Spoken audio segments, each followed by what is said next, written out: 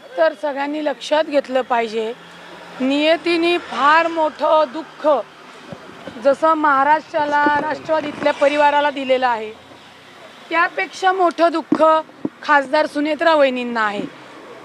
एवढं मोठं दुःख होऊन सुद्धा माननीय अजितदादा आज आपल्यात नाही, हे दुःख पचवणं सोपं नाही.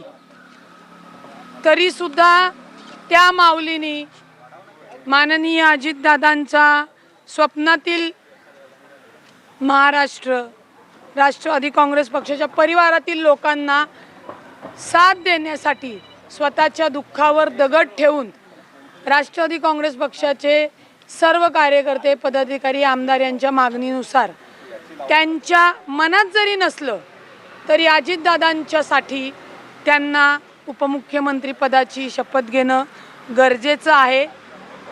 सुनेत्रा वहिनींवर टीका करून होणार नाही. हे जे टीका करणारे आहेत यांचा राजकीय स्वार्थ आहे. काळाने अजितदादांना आमच्यापासून लांब नेलं. आमच्यासारखा कार्यकर्ता सावरू शकत नाहीये. आज 4थाच दिवस आहे हो.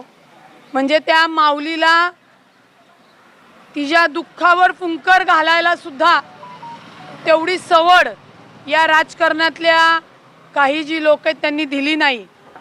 आणि त्यांनी आमच्यासाठी महाराष्ट्रातल्या परिवारासाठी स्वतःच्या दुःखावर स्वतःचं कुंकू एवढं अचानकपणे गेल्यानंतर सुद्धा दगड ठेवून निर्णय घेतल्यावर टीकाकारांना काय ते टीकाच करणार. परंतु ही जी ताकद त्यांना दिलेली आहे, अजितदादा कामाचे माणूस होते. मी थोडंसं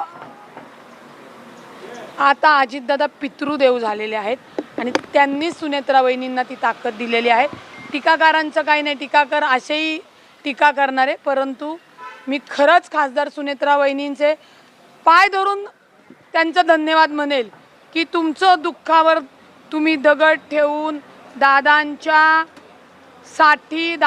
परिवारासाठी आमच्यासाठी हा निर्णय घेतला आणि तो अत्यंत योग्य आहे.